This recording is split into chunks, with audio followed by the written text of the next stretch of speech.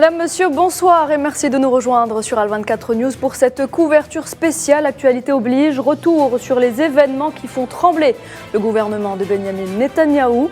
Vous le savez, les territoires palestiniens occupés en 1948 par l'entité sioniste sont secoués depuis janvier dernier par une importante mobilisation populaire, une mobilisation historique qui rejette en force le projet de réforme de la justice du gouvernement sioniste. Et hier soir, ils étaient des milliers à investir les rues suite au limogeage par Netanyahou de son ministre de la Défense, Yoav Gallant, qui avait plaidé publiquement la veille pour la pause dans cette réforme en exprimant ses craintes pour la sécurité de l'entité sioniste. Un appel lancé également ce matin par le président Isaac Herzog, qui a exhorté donc le Premier ministre d'arrêter immédiatement le processus législatif. Alors, au pied du mur, Benyamin Netanyahou accepte de reporter la réforme à cet été.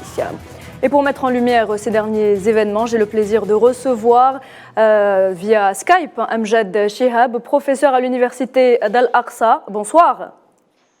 Bonsoir. Merci d'être avec nous ce soir. Est également avec nous François Deroche, président de l'association Justice et Droit sans frontières. Bonsoir. Bonsoir à vous, à vos téléspectateurs et à votre invité. Merci d'être avec nous également. Sur le plateau, j'ai le plaisir d'avoir mon collègue Sofiane Baroudi, journaliste Al24 News, spécialiste des questions internationales. Bonsoir Sofiane. Bonsoir. Et puis un peu plus tard, durant l'émission, nous aurons le plaisir d'avoir au téléphone Saïd Ayachi, président du Comité national algérien de solidarité avec le peuple sahraoui. Alors messieurs, sans plus tarder, cette grève générale fragilise encore un peu plus la coalition de droite et d'extrême droite au pouvoir. On le sait, plusieurs membres du Likoud s'opposent également à cette réforme. De plus amples détails que je vous propose de suivre avec Karim Bouaziz. La paralysie complète, la discorde profonde, une société morcelée avec des forces de l'ordre débordées et on craint une insurrection généralisée. Depuis ce matin, aucun avion civil n'a décollé, des centres commerciaux ont décidé de fermer. La grève est totale.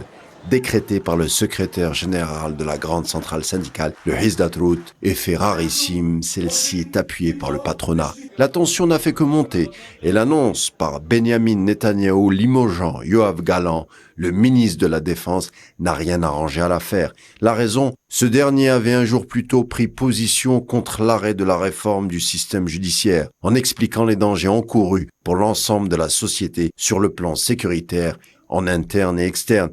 Yoav Gallant sait de quoi il parle. La crise au niveau des secteurs sécuritaires n'a fait qu'enfler au fil des semaines. Il y a un mois déjà, des rapports lui parvenant au sujet des milliers de réservistes annonçant, fait inédit, qu'ils ne seraient plus volontaires pour porter l'uniforme si la réforme judiciaire allait à son terme. Des pilotes, eux, en bravant leur hiérarchie, où la discipline est pourtant consacrée, assuraient qu'ils refuseraient désormais de participer à des frappes. Annonce du renvoi du ministre Gallant, on le voit, est synonyme d'étincelle. En moins d'une heure, des milliers de particuliers se sont rassemblés dans la rue pour crier leur colère. On parle du chiffre de 100 000 personnes bloquant les axes principaux durant 6 heures. Les forces de l'ordre à la peine pour dégager les chaussées, malgré l'aide des canons à eau et la police montée. À El-Quds, des manifestants bousculant des barrages tentant de s'approcher du domicile même de Benyamin Netanyahou. D'autres sont allés s'installer devant le Parlement, la Knesset. Dans la nuit, toutes les universités du pays avaient décidé de se mettre en grève. Le Premier ministre n'a pas réuni son cabinet de sécurité depuis des semaines. Les généraux de réserve, experts militaires, anciens patrons du Mossad, du Shin Bet, le renseignement intérieur et les renseignements militaires lancent des avertissements de plus en plus fermes, s'inquiétant que Benyamin Netanyahou mène le pays à l'abîme. De leur côté, le gouvernement de la Banque centrale et des grands patrons d'institutions financières et du high-tech mettent en garde contre les risques d'une catastrophe économique. À l'heure qu'il est, Benyamin Netanyahou ne lutte plus seulement pour la survie de sa coalition, mais aussi pour son avenir politique. Deux slogans ont fait leur apparition. Netanyahou démission et ont vu une constitution. Une contre-manifestation de droite en soutien au gouvernement est prévue, elle, au cours des prochaines heures. Voilà, alors la situation ne s'arrange pas, on vient de le voir dans ce sujet signé Karim Bouaziz. Les manifestants semblent déterminés à faire annuler cette réforme. Amjad Chihab, acculé par la protestation de la rue, Benyamin Netanyahou accepte donc de reporter cette réforme à cet été. Est-ce une solution ou est-ce déjà trop tard pour son gouvernement ? Tout à fait. Il a réussi à à se mettre d'accord avec tous les membres de la coalition. Surtout, il y avait un grand obstacle par rapport à le président de la force juive, Ben Rafir, qui est le ministre de la Sécurité nationale. Contrepartie, Netanyahou, il va le laisser faire un milice, il s'appelle le gendarme national. C'est un milice dangereux qui soit contrôlé juste par le ministre lui-même. Ça, c'est un danger pour l'avenir. Mais le ballon, maintenant, il est dans le stade de l'opposition. Il a fait un recul, il a gelé, il n'a pas annulé, il a gelé les procédures des réformes de la justice. Mais maintenant, actuellement, il y a une grande manifestation devant le Parlement, entre guillemets, le Knesset, mais en même temps, pour la première fois, il y a juste à côté, il y a une grande manif aussi pour les manifestants d'extrême droite qui soutiennent le projet de réforme. Donc, il y a un danger ce soir d'avoir d'affrontements et d'avoir une situation qui va se compliquer de plus en plus. Et il y a une fracture énorme maintenant pour la première fois, entre séfarades et Ashkénazes. Et justement, les violences ont déjà débuté, hein, Monsieur Amjad Chehab. Tout à fait. Et en plus, pour la première fois, on voit clairement qu'il y a un conflit entre le sionisme religieux et le sionisme libéral, entre l'État et la religion, et entre les extrémistes qui veulent débarrasser de tout obstacle, même de la Cour suprême. Ils ont deux projets personnels et deux projets politiques, et surtout dans la colonisation et dans les contrôles de l'esplanade de la mosquée Al-Aqsa. Et le problème va avoir de plus en plus des choses à l'avenir, surtout que l'opposition, il a demandé clairement la démission. Maintenant, il y a des slogans clairs et nets. Il ne demande pas comme avant de geler, juste ou de négocier, d'avoir un accord entre l'opposition et le gouvernement. Maintenant, il demande la démission, le départ de Netanyahou. Il le considère comme un danger pour l'avenir de l'état d'occupation. Et aussi, il demande d'avoir une constitution. Et on sait très bien qu'Israël n'a pas de constitution. Et depuis sa création, il se base sur des lois normandes et des lois principales. Et il y a un véritable problème parce qu'il n'y a pas de limitation de frontières et ça va compliquer de plus en plus encore le problème sur le niveau politique, sur le niveau social, sur le niveau économique, sur le niveau sécuritaire. Et ça prend depuis le limogeage hier de ministre de la Défense, les analystes étaient choqués par la réaction de l'opposition, comment il a réagi violemment par cette décision, parce qu'il a touché le ministre de la Défense. Le ministre de la Défense, pour les Israéliens, c'est un ministre qui est le pilier principal de l'État de l'occupation israélienne. Alors Amjad Chehab, on sait que c'est l'heure de la rupture du jeûne chez vous, alors on vous laisse prendre un verre d'eau. Entre-temps, on se tourne vers Monsieur François Deroche. Le gouvernement semble déterminé à aller au bout de sa réforme. Pourquoi est-ce que selon vous, il tient tant à la faire passer, étant donné que là, il gèle simplement cette réforme jusqu'à cet été ? C'est l'avenir politique de M. Netanyahou. Netanyahou est un voyou, c'est un délinquant, et la justice israélienne le poursuit. Si aujourd'hui il fait passer sa loi, il peut casser toutes les décisions de la haute cour. Donc, ce qui fait aujourd'hui, je voudrais un peu revenir sur l'intervention de votre invité.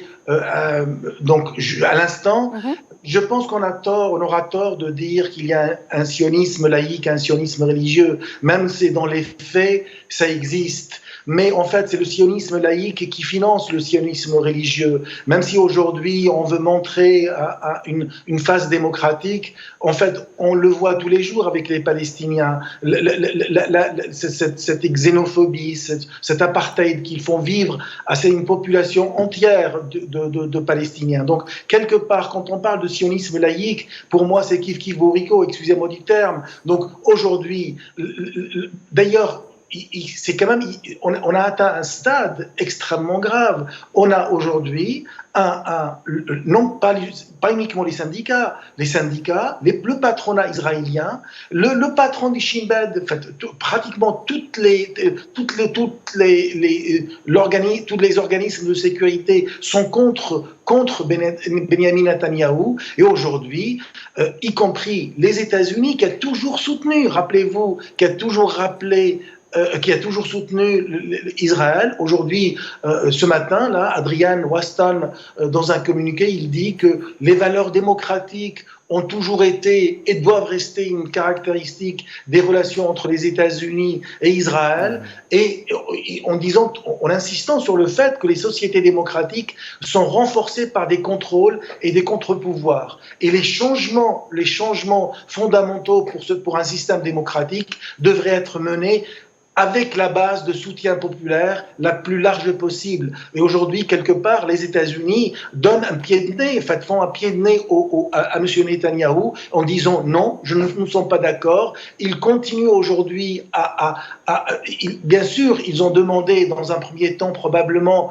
de reporter cette loi sur la justice, mais sûrement cette loi va être abrogée, elle va être supprimée, parce que on ne peut pas imposer avec autant de mépris une loi pour servir des intérêts personnels et laisser tous les alliés de côté. Aujourd'hui, si vous voulez, il y a un rapport de force entre des manifestants qui se succèdent, on l'a vu depuis maintenant 3 mois, depuis la présentation en janvier par le gouvernement de Benyamin Netanyahou, et qui est aujourd'hui, rappelons-nous, le plus à droite de l'histoire d'Israël. Aujourd'hui, nous avons c'est un projet de réforme qui divise le pays, qui suscite une véritable inquiétude, et pas uniquement en Israël, à l'étranger. Regardez le shekel israélien, il a plongé. Les entreprises, vous avez parlé tout à l'heure, l'aéroport, ils sont à l'arrêt. Aujourd'hui, Benyamin Netanyahou et ses alliés extrême droite et ultra-orthodoxes estiment que ce projet est nécessaire, mais uniquement pour sauver la peau de M. Benyamin Netanyahou. Alors tout semble être contre justement Benyamin Netanyahou, mais pourtant, Sofiane Baroudi, je me tourne vers vous. La Cour suprême de l'entité sioniste a rejeté aujourd'hui justement la requête visant à le déclarer inapte à exercer son poste, son rôle de Premier ministre de l'entité sioniste. La pétition, rappelez-vous, avait été présentée en février dernier, et elle affirmait qu'il y avait un conflit d'intérêts entourant donc les réformes judiciaires et son propre procès pénal en cours de corruption. Est-ce que ce n'est pas un hasard si cette décision tombe aujourd'hui? Très clairement, je pense que déjà, comme beaucoup d'observateurs l'indiquent, la crise politique, qui est une crise politique majeure actuellement dans l'entité sioniste, tourne autour de la personnalité de Benyamin Netanyahou, qui est lui-même empêtré dans des scandales de corruption importants, qui aurait dû lui valoir une peine de prison, alors une privation de liberté, mais qui n'est pas encore le cas, parce qu'il y a une lutte très très âpre autour justement, si vous voulez, du contrôle d'un pouvoir qui est justement à définir. Parce qu'il y a une triple crise, à mon avis. C'est-à-dire qu'il y a d'abord une crise institutionnelle, et donc il y a une opposition entre des institutions qui sont des institutions entre guillemets régaliennes, et je pense notamment à l'armée, qui a été l'épine dorsale dans une société qui est à la fois très théocratique, mais aussi militariste, hyper militariste depuis 1948. C'est une tendance très très forte. Et il y a une vraie crise institutionnelle qui se fait ressentir notamment dans le désengagement des réservistes et notamment des corps d'élite, qui pose un vrai problème sur la continuité de cette institution.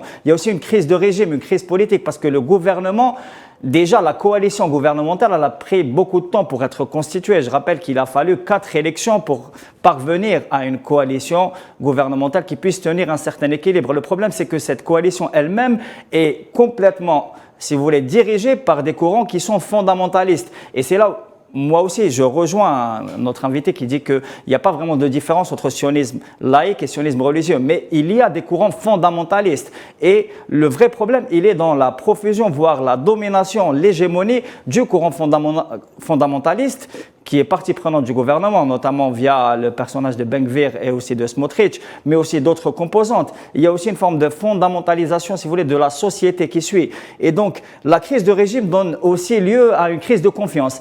Et c'est là où il y a aussi un risque, si vous voulez, de crise économique majeure. D'ailleurs, l'exemple a été cité. Mais je pense que, par exemple, le secteur du high-tech, qui est un secteur très, très développé dans l'entité sioniste, peut aussi souffrir des conséquences, par exemple, de la banqueroute de Silicon Valley Bank et de beaucoup de risques autour du secteur du high-tech. Il y a aussi des raisons, si vous voulez, géopolitiques et stratégiques. Je pense notamment à la guerre en Ukraine qui a beaucoup divisé la société et qui continue de polariser et qui constitue vraiment un facteur, si vous voulez, d'exacerbation des tensions et qui risque aussi d'amener vers un conflit civil, éventuellement, si on peut qualifier les choses de conflit civil. Très bien, alors on peut le voir sur les images qui nous parviennent en temps réel que la grogne se poursuit dans les territoires occupés. Amjad Chehab, les élections de novembre dernier ont permis à une coalition fasciste, on en parlait, d'accéder donc au pouvoir, ce qui a donc approfondi un petit peu la crise politique. Les manifestations, on le rappelle, durent depuis déjà 12 semaines. Est-ce qu'on peut parler d'une crise du régime politique selon vous ? Ah, tout à fait. Il y a un problème de crise de régime politique, mais il y a les fondamentaux, les religieux. J'insiste sur les religieux, parce que là, maintenant, on voit que des discours religieux, que ce soit dans les colonies en Cisjordanie, que ce soit l'affaire de l'esplanade de la mosquée qui va menacer d'une guerre régionale peut-être beaucoup plus grande, surtout que le rabbin maintenant qui dirige véritablement les partis religieux. On parle de sionisme religieux dirigé par Smotrich, ou on parle aussi de la force juive fondée par des idées religieuses, des idéologies religieuses. Et c'est ça le danger qui menace dans ces réformes. Il menace les minorités par exemple de homosexuels, les minorités laïques, les minorités de la gauche.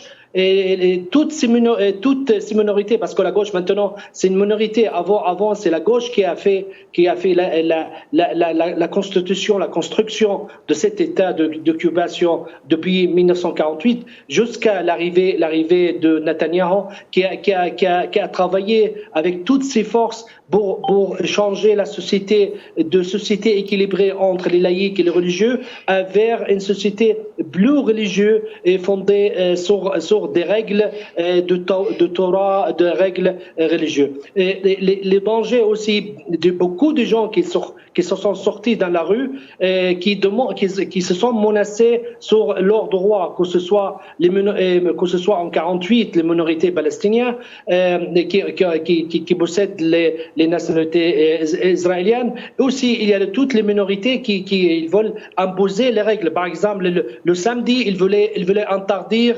dans le supermarché de trouver des hommes et des femmes. Ils voulaient bloquer des routes fermées. Ils voulaient que les gens ne travaillent pas le samedi. Ils voulaient couper l'électricité, l'internet, etc.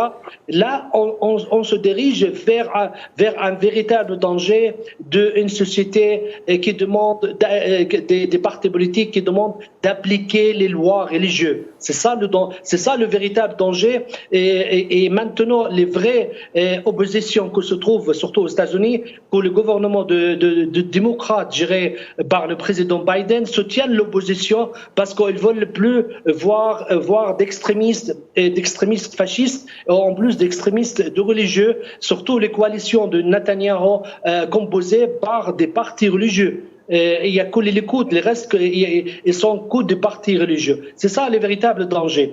Et ce qui se passe, même ce soir, même dans la rue, on parle de changer l'État. Ils demandent de dépasser les frontières de la Palestine mandataire. Ils voulaient même aller plus loin. Ils voulaient créer le royaume juif.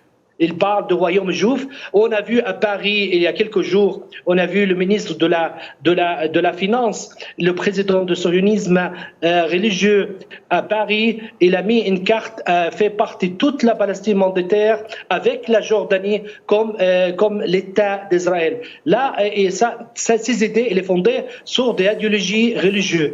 Sur ces territoires donnés par Dieu au fils d'Abraham. Il considère que les enfants d'Ismaïl ne sont pas des enfants naturels, légitimes, et ils n'ont pas le droit d'hériter. Donc l'héritage, il faut qu'il soit juste pour les Juifs, concentrés juste pour les Juifs. Ces discours racistes, ces discours dangereux, c'est ça qui inquiète non seulement les laïcs, mais ici les États-Unis et l'Europe, d'avoir un mouvement dangereux qui pourra menacer la stabilité au Proche-Orient et surtout que toutes les menaces dans les derniers jours de mois de Ramadan, ce mois de Ramadan, d'interdire les Palestiniens de pratiquer leur religion dans les 10 jours ou de laisser passer le colon d'entrée dans les 10 derniers jours.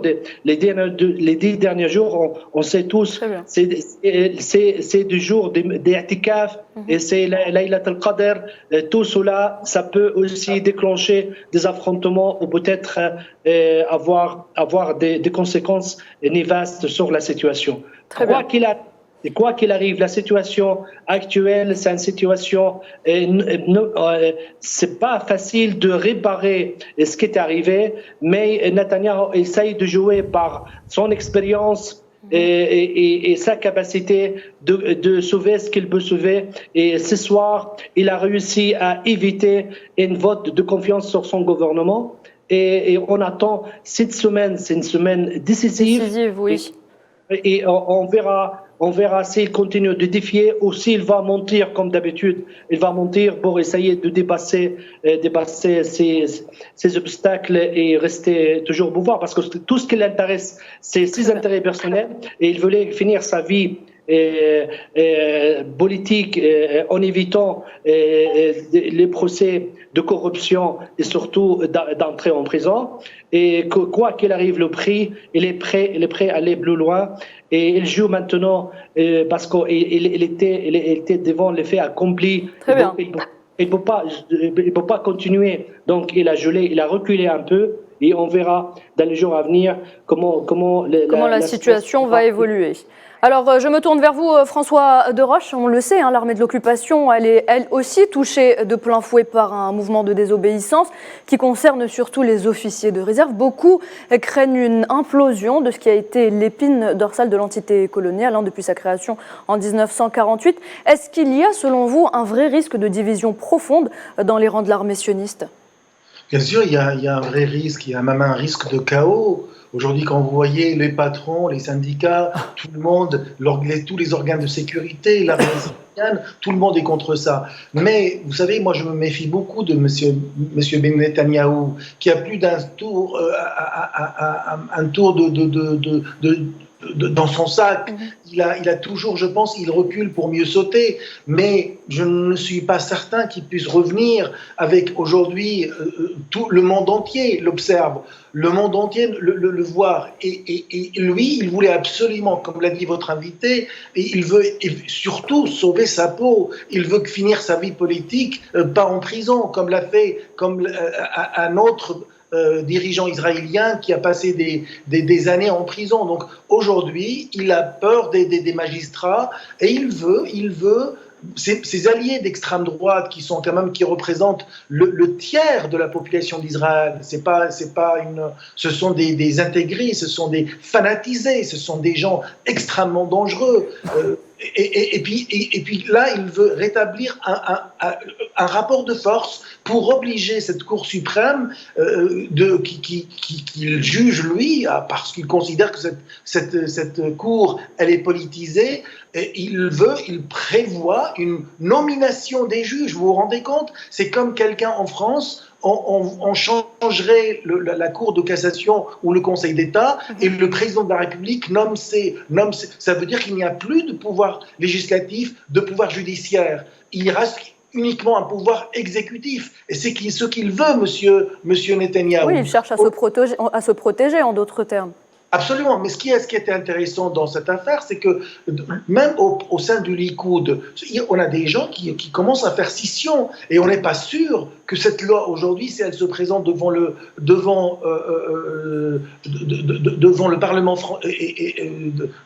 Parlement israélien, on n'est pas certain que cette loi puisse être votée. Aujourd'hui, vous avez vu, donc le président Herzog, et pourtant il est fils d'intégristes, de gens qui sont des religieux. Il a quand même tiré la sonnette d'alarme, il a demandé au gouvernement d'arrêter vraiment immédiatement cette réforme, le projet de cette réforme, et bien sûr, parce que Israël est en train de brûler aujourd'hui, et ces appels répétés pour cette solution, pour ce compromis, pour peut-être revoir le texte, ont été entendus visiblement par Netanyahou, mais aujourd'hui, à part quelques extrémistes, quelques fascistes qui sont autour de Netanyahou, aujourd'hui, il veut absolument se protéger, se blinder avec des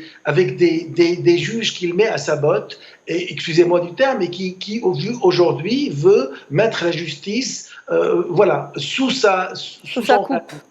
Exactement. Absolument. Et ça, vous vous rendez compte quand le numéro 1 de la grande centrale syndicale appelle de son côté à une grève générale immédiate qui est poursuivie qui est suivie avec les patrons, ça s'est jamais vu nulle part dans le monde. Et il a dit, en fait, il voulait à la fin de la conférence de presse, il a dit il appelle à cette grève générale, et aujourd'hui, Israël, elle est paralysée. Et on marque également qu'il y a eu même les représentants de l'entité sioniste sur la scène internationale qui ont suivi. On parle notamment des diplomates. Voilà, exactement. Général d'Israël, et d'ailleurs, pas uniquement aux États-Unis. Toutes les représentations diplomatiques sont contre et donc ils l'ont déclaré. Toutes les représentations diplomatiques de l'État d'Israël. Donc la situation est extrêmement grave et le feu brûle dans la maison. Très bien. Sofiane Baroudi, quelles sont selon vous les possibilités dont dispose Benyamin Netanyahou et son gouvernement pour contrôler et freiner la colère actuelle de la rue? Je pense que, il est connu comme étant un homme politique expérimenté, c'est-à-dire qu'il est au pouvoir depuis au moins 25 ans, justement après une autre crise politique, c'est-à-dire l'assassinat d'Yitzhak Rabin qui avait négocié la paix au Proche-Orient. Je dis ça en passant parce que je pense qu'actuellement, 25 ans après, ça sera difficile, si vous voulez, de vraiment pouvoir estomper toute cette colère parce que, comme l'a dit l'invité juste avant, il s'agit vraiment d'une crise multidimensionnelle. Quand on voit un appel à mobilisation qui vient à la fois d'une section syndicale, mais aussi du patronat, c'est que la situation est vraiment dangereuse. À mon avis, il s'agit d'une crise très, très profonde au niveau institutionnel, mais aussi une crise de régime, et qu'on peut se retrouver avec une situation de confrontation entre les courants qui sont des courants ouvertement intégristes et des courants qui sont des courants qui ne peuvent pas cohabiter, si vous voulez, avec les courants intégristes qui veulent imposer une vision unique, justement, de la société, mais aussi de la région moyen-orientale. Il ne faut pas oublier que l'entité sioniste n'a pas de tracé frontalier qui est déjà reconnu par sa propre constitution et qu'elle vit dans une situation de guerre permanente avec absolument tous les pays de la région. Et il y a des tensions récurrentes, notamment dans ce qui est appelé le front nord, c'est-à-dire à la frontière avec la Syrie et le Liban, où il y a une résistance organisée. D'ailleurs, je rappellerai qu'il y a aussi des agressions permanentes et récurrentes contre le territoire syrien. Et donc, on peut s'attendre aussi, si vous voulez, à une évolution de la situation, mais qui dépasserait une confrontation qui est déjà qualifiée par certains observateurs de guerre civile inter-israélienne. Ça peut aller bien au-delà vers éventuellement un embrasement régional et c'est ce que certains acteurs essaient d'empêcher parce que Benjamin Netanyahu est connu pour être quelqu'un de très, on va dire, radical dans ses positions. Alors Saïd Ayachi vient de nous rejoindre. Bonsoir Saïd Ayachi. Bonsoir. Merci d'être avec nous ce soir. Vous êtes président du Comité national algérien de solidarité avec le peuple sahraoui. C'est un régime d'apartheid que subissent donc les Palestiniens, on le sait, au moment où cette même entité sioniste prétend être la plus grande démocratie du Moyen-Orient. Ce mythe ne serait-il pas, selon vous, en train de s'effondrer ?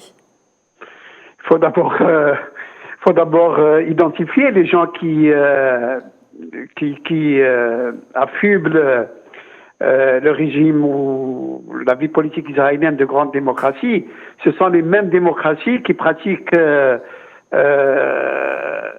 j'allais dire, tous les jours le double standard, le deux poids deux mesures dans ce qui est de l'application du droit international.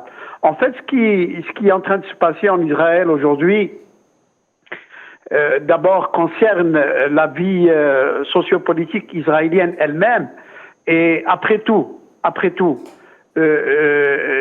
les gens qui manifestent aujourd'hui auraient dû ne pas élire Netanyahou, dont on sait que c'est un bout de feu et un criminel assassin du peuple palestinien, surtout si l'on sait qu'il s'est allié de complices dans son équipe gouvernementale de ministres de l'extrême droite et d'ultra-orthodoxes. Donc, ce qui arrive aujourd'hui à Israël regarde les Israéliens et après tout, ils ne récoltent que ce qu'ils ont semé. Tout simplement, vous savez que la crise que vit la scène politique israélienne aujourd'hui est le résultat d'un marchandage qui a existé entre Netanyahou et ses complices. Il leur lâche la bride sur la colonisation et l'assassinat du peuple palestinien contre le fait qu'ils lui laissent, eux, je parle des ministres ultra-orthodoxes et extrémistes, il le laisse, lui, pouvoir réformer le système judiciaire israélien, tout simplement parce que Netanyahou pense à ses vieux jours, le jour où il ne sera plus ministre ni premier ministre, et qu'il sera rattrapé par ces affaires de corruption qui sont pendantes encore gelées devant la justice israélienne. Voilà le compromis qui a été fait, et bien entendu, fort de sa majorité au niveau du Parlement israélien, il veut réformer le pouvoir judiciaire tout simplement en donnant la possibilité au gouvernement de proposer des lois de nomination des juges de la Cour suprême qu'il juge trop indépendantes à son goût, et par conséquent il nomme des juges qui demain il va retrouver lui dans ses affaires de corruption. Mais on ne parle pas, lorsqu'on parle de démocratie et on parle de menaces sur la démocratie israélienne, on ne parle pas des assassinats quotidiens contre le peuple palestinien, on ne parle pas de la colonisation qui est faite en dehors du droit international et qui augmente de jour en jour, et on ne parle pas de ces jeunes Palestiniens qui sont abattus de sang-froid par ces mêmes colons que défendent les ministres ultra-orthodoxes et extrémistes Van Vizir et Zmorsich du gouvernement israélien. Aujourd'hui, si j'allais dire les projecteurs sont braqués sur ce qui se passe dans la rue israélienne, on en oublie pour autant que le peuple palestinien souffre, et quotidiennement et depuis toujours, de tous les abus, de toutes les assassinats, de tout ce qui arrive en Cisjordanie, et en dépit du droit international et en dépit de toutes les résolutions du Conseil de sécurité, en dehors de toutes les propositions qui sont faites pour ramener la paix au Proche-Orient. Et donc, vous voyez bien que c'est leur affaire. S'ils ont des problèmes avec leur système judiciaire, ça les regarde. Ceux qui regardent aujourd'hui les hommes et les femmes épris de justice et de liberté à travers le monde, c'est d'abord de libérer le peuple palestinien et de le faire recouvrer dans leurs droits. Et là, à ce moment-là, on reconnaîtra s'il y a une démocratie israélienne qui reconnaît à ce peuple palestinien d'exister et d'avoir un État dans des frontières internationalement reconnues. Alors Saïd Ariachi, vous restez avec nous. Je me tourne vers vous, Amjad Shihab. La réaction de Washington ne s'est pas faite attendre. On le disait tout à l'heure, à peine quelques heures après l'annonce du limogeage du ministre de la Défense. Et suite donc à ces manifestations, les États-Unis, qui sont le premier allié de l'entité sioniste, ont tout de suite appelé au compromis entre les deux parties dans les plus brefs délais, alors que ce même occupant sioniste s'en prend aux Palestiniens quotidiennement, et quand il s'en prend à eux, eh bien, c'est silence radio. Tout à fait. Les Israéliens, que ce soit de gauche ou de droite ou d'extrême droite ou de fascistes ou de religieux, sont tous d'accord sur la question palestinienne. Ils voulaient même dans ce gouvernement, ils voulaient finir avec la question, et ils voulaient aussi nier l'existence. Et les dernières déclarations de Smotrich et de certains ministres de ce gouvernement, il nie l'existence même de peuple palestinien.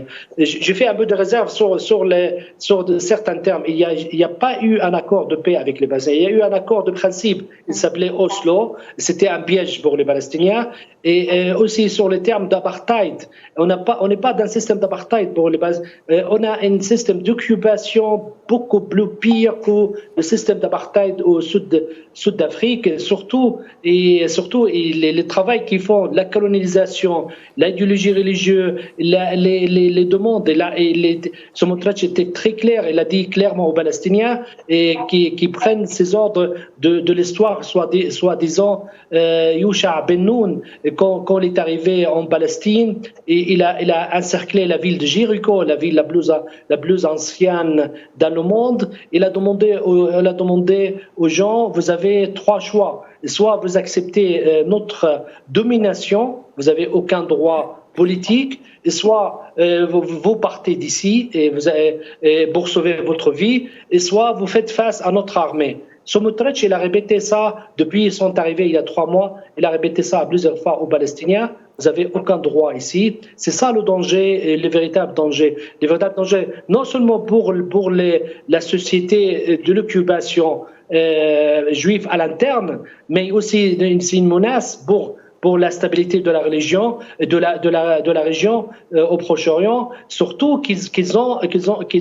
des ambitions d'expansion vers la Syrie, vers la Jordanie, vers l'Irak, vers l'Égypte, vers la Sinaï. C'est ça le véritable danger de ce gouvernement. C'est pour ça que les Américains et les Européens, ils ont commencé à s'inquiéter. Surtout les Américains, ils ont fait beaucoup de remarques sévères contre les membres du gouvernement. Ils ont même appelé, pour la première fois, l'ambassadeur de l'état d'occupation à Washington, et ils l'ont angulé pour qu'il passe des messages. Ils n'ont même pas respecté le sommet de Sharm el-Sheikh sur certains accords pour diminuer la tension, surtout pour le mois de Ramadan. Tout le monde maintenant comprend très bien que la continuation du Premier ministre Netanyahou, c'est un danger non seulement pour les Juifs, mais aussi c'est un danger aussi pour tout le monde. Alors Saïd Ariachi, le Conseil de coopération du Golfe a publié une déclaration qui a fait beaucoup de bruit, appelant notamment Washington à prendre ses responsabilités en dotant le peuple palestinien de tous les moyens pour recouvrir ses droits légitimes. Pensez-vous que ceci indique un réel affaiblissement sur le plan du plan de normalisation, dit plan d'Abraham? Bien entendu. Les pays arabes ont de façon très imprudente engagé ce processus de normalisation avec l'État sioniste en croyant à des promesses qui évidemment ne peuvent pas être tenus, qui ne seront jamais tenus. Et aujourd'hui, ils se rendent compte qu'ils ont été bernés, qu'ils ont été roulés dans la farine par le gouvernement israélien. Et bien entendu, ils ont une réaction de dire que si c'est cela la normalisation, nous n'avons pas été respectés dans les accords que nous avons passés avec l'État d'Israël. Ils en appellent bien sûr à ceux qui ont parrainé ces accords, c'est-à-dire les États-Unis d'Amérique. Mais il a été dit à ces mêmes pays arabes que le sommet arabe de 2002 avait de façon très claire proposé la terre contre la paix pour régler le problème du Proche-Orient, du Moyen-Orient, c'est-à-dire l'érection d'un État palestinien dans les frontières de 67 contre la paix au Moyen-Orient. Ce plan a été unanimement accepté par tous les pays arabes, y compris l'Algérie, et donc c'est ce plan-là qui doit être en vigueur et qui doit être proposé comme solution au conflit du Moyen-Orient. Les États-Unis, comme l'Union européenne d'ailleurs, sont interpellés pour qu'ils puissent faire respecter le droit international et, entre autres, contraindre Israël à respecter les résolutions du Conseil de sécurité qui reconnaît aux Israéliens le droit d'avoir un État à eux distinct de l'État d'Israël, alors qu'aujourd'hui, Netanyahou et son équipe disent de façon publique et claire qu'ils veulent phagocyter la Cisjordanie pour assouvir leur délire du rêve du grand Israël qui va de l'Euphrate jusqu'à la Méditerranée. Voilà la réalité. Et nous aurons souhaité, nous souhaitons, nous demandons à ce que les États-Unis et l'Occident en général puissent appliquer les mêmes demandes, les mêmes revendications qu'ils font pour l'Ukraine pour la Palestine et pour le Sahara occidental. C'est-à-dire le respect du droit international, l'autodétermination des peuples et le droit à vivre digne et libre dans des frontières internationalement reconnues. Tout le reste ne regarde que des équipes gouvernementales qui se succèdent à la tête de l'État d'Israël et qui, en principe, ne feront vendre que la même marchandise, c'est-à-dire la colonisation de la Cisjordanie, alors que le peuple assiste de façon tout à fait criminelle au martyre du peuple palestinien. Très bien, merci Saïd Ayachi, merci pour cet éclairage. François Deroche, le sommet arabe d'Alger a rappelé l'engagement dans l'initiative arabe de paix, prévoyant donc une solution à deux États. Pensez-vous qu'un plan de paix est toujours possible au Moyen-Orient, étant donné ce qui se passe actuellement dans l'entité sioniste ? Je voudrais quand même revenir tout à l'heure parce qu'un de vos invités a parlé de constitution. Il n'y a pas de constitution en Israël. Israël n'est pas doté d'une constitution. D'ailleurs, dès la création de l'État d'Israël en 1948, les religieux se sont opposés à l'instauration d'un système judiciaire civil parce qu'ils ne le reconnaissent pas tout simplement. Et d'ailleurs, le grand rabbin Ashkenaz, qui est le grand-père de l'actuel président de la République, considérait que c'est une trahison catastrophique de la tradition juive que de mettre un système judiciaire civil. Ça, c'est très important. Et c'est sur cela que Israël se base pour s'accroître et pour aller le coloniser plus tard, donc entre le Tigre et l'Euphrate. Donc, entre l'Euphrate et le Nil, c'est ce qu'ils veulent. En tout état de cause, ce qu'appelle le pays arabe avec le plan de paix à deux États, bien sûr, c'est ce qu'il faut faire, ce qu'il faudrait faire. Mais est-ce qu'Israël est prête à cela ? Non. Non, Israël, avec tout ce qu'elle fait depuis le début, faites ce que je dis, mais ne faites pas ce que je fais. Elle ne fait absolument pas du tout, elle ne va pas du tout dans ce sens. Aujourd'hui, quand on parque les Palestiniens et quand on les traite de cette manière, ça veut dire qu'on ne leur reconnaît absolument aucun droit. Comment voulez-vous que, bien sûr, sur le papier, vous avez une solution à 2 États, mais en réalité, il n'y a pas 2 États, il n'y a pas de solution. La solution n'effleure jamais aucun Israélien, je ne pense pas. Peut-être, sauf quelques gauchistes par-ci et par-là, qui ne sont pas majoritaires. Et puis, une dernière chose, je voudrais quand même, il faut nommer les choses de temps en temps. Quand on voit le Maroc, je suis désolé de parler de cette manière, dérouler le tapis rouge, un État qu'elle connaît pertinemment que c'est un État qui applique l'apartheid, qui ne respecte pas les droits de l'homme. Quand on voit les Émirats arabes unis, je rigole. Mais bon, c'est des pays qui ont choisi quand même de normaliser leurs relations avec l'entité sioniste. Donc oui, bon, c'est qu'ils suivent un petit peu leur politique. Oui, mais attendez, quand même, on ne peut pas accepter l'inacceptable. Quand on voit les Émirats arabes unis, malgré le pays du Golfe, leur union qui délivre un communiqué, mais en réalité, les Émirats arabes unis, ils ont ouvert une zone de libre-échange avec Israël. En fait, on donne tout. Et on ne prend rien. Donc aujourd'hui, si vous voulez avancer dans la vie, il faut être équitable, il faut être juste. Et aujourd'hui, toutes les relations avec Israël, et puis, ne sont pas équitables, ne sont pas justes. Et il faut le dire haut et fort. Et tant que cette relation n'est pas équilibrée, la paix ne pourra jamais être construite. Et cette solution à 2 États, on a fait une solution à 2 États pour berner l'opinion publique internationale, pour berner tous ces naïfs qui croient au Père Noël, qui croient au bisounours. Tout cela peut-être croient aux 2 États. Moi, personnellement, aujourd'hui, compte tenu des développements, pourquoi les Israéliens qui sont dans la rue aujourd'hui, pourquoi ils n'étaient pas dans la rue quand on attaquait Gaza de la façon la plus inhumaine possible? Pour quelle raison? S'ils défendaient la démocratie, l'unité, la liberté, s'il y a un respect de la race humaine, pourquoi ils ne sont pas descendus? Parce qu'ils n'étaient pas touchés directement. Mais c'est triste, c'est triste, c'est pas normalement, ce n'est pas comme ça qu'un peuple doit réagir à partir du moment où son État, son gouvernement fait quelque chose d'illégal, il faut le dénoncer, comme il le dénonce aujourd'hui. Absolument. Voilà.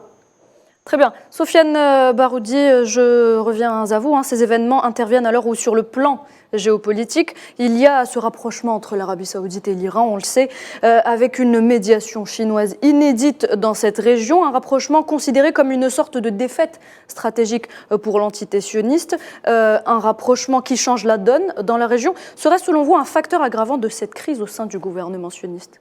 Oui, je pense que clairement, c'est un facteur aggravant, vu que l'un des objectifs stratégiques de l'entité sioniste pendant des années, c'était justement de diviser au maximum le Moyen-Orient, notamment entre 2 pôles, et d'essayer de favoriser des relations dans le Golfe arabo-persique qui seraient favorables avec une partie au détriment de l'autre. Il y a aussi, si vous voulez, l'irruption de la Chine notamment sur l'échiquier diplomatique moyen-oriental qui est très très important. C'est-à-dire que c'est une médiation qui n'est pas seulement chinoise, parce qu'on sait qu'il y a une série de médiations, notamment le rôle irakien qui était très important, mais la finalisation, la conclusion de l'accord a été apportée par la Chine, qui est aussi un acteur économique très important dans la région. Je pense notamment à la question très importante du contrôle des détroits pour justement acheminer des hydrocarbures. Autour de laquelle, par exemple, tournait la guerre au Yémen, pour bien m'expliquer. Et donc, c'est vraiment un facteur stratégique, à mon avis, qui aggrave la crise et qui, si vous voulez, souligne la défaite de tout ce qui a été vendu par les gouvernements successifs, notamment concernant la réussite du plan Abraham et de la normalisation. Parce que, quoi qu'on dise, le communiqué du Conseil de coopération du Golfe, mais si vous voulez aussi un frein à ce qui était présenté notamment par Netanyahou comme étant des acquis géopolitiques, des acquis diplomatiques pour l'entité, et il promettait aussi d'autres acquis, notamment l'Arabie Saoudite. C'est-à-dire que ça a été vraiment démenti parce que c'est le gros poids lourd de la région et c'est vraiment, si vous voulez, l'enjeu principal. Et donc le rapprochement avec l'Iran, crée, à mon avis, une atmosphère aussi qui est une atmosphère anxiogène parce que il y a aussi des velléités de résistance importantes du peuple palestinien qui ne sont pas seulement les résistances organisées, c'est-à-dire les différentes factions politiques. Il y a aussi des résistances qui sont les résistances de la jeunesse qui refusent tout simplement de vivre sous le projet colonial et qui essaient de défaire le projet colonial un peu partout, que ce soit en Cisjordanie occupée, mais aussi dans les territoires occupés en 1948, ce qui a été une première. On remarque que depuis 2-3 ans, il y a aussi beaucoup de mouvements à l'intérieur des mouvements à l'intérieur des territoires occupés en 1948. C'est notamment dû à l'accentuation de la politique hyper raciste des gouvernements successifs. Et donc, je pense que ça ouvre vraiment un nouveau cycle dans la région, ce rapprochement, et qu'on peut se retrouver aussi avec des cycles de transformation qui vont suivre la confrontation qu'on est déjà en train de vivre actuellement. Très bien, Sofiane Baroudi, une dernière question très rapidement. Le monde vit une situation de bouleversement géopolitique et de transformation globale. Est-ce que cela pourrait être favorable à la cause palestinienne très rapidement? Oui, je pense que clairement ça peut être favorable parce que, si vous voulez, les conditions sont favorables pour mener un grand projet, il faut le dire, aussi révolutionnaire, anticolonial et pour en finir avec un ordre injuste. Très bien. Et on arrive à la fin de cette émission. Merci Sofiane Baroudi pour cet éclairage. Merci à mes invités d'avoir été avec nous durant toute cette heure. Amjad Chihab, professeur à l'université Al-Aqsa, merci d'avoir rompu le jeûne avec nous. François Deroche, président de l'association Justice et Droits sans frontières. Saïd Ayachi était également avec nous. Il est président du Comité national algérien de solidarité avec le peuple sahraoui. Merci. Merci à vous également, mesdames et messieurs, de nous avoir prêté attention. L'actualité se poursuit sur Al24 News. Très bonne soirée.